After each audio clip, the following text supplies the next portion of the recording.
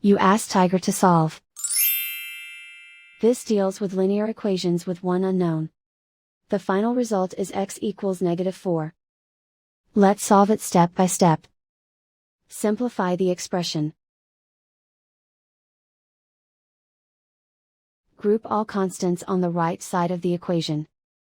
Subtract 8 from both sides. Simplify the arithmetic.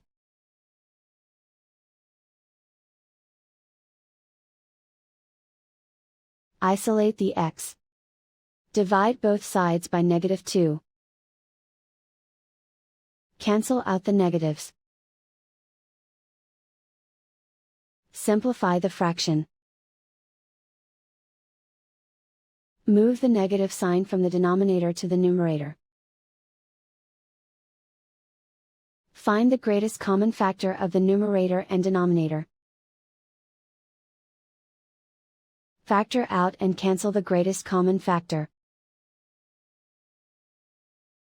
And so the final result is x equals -4.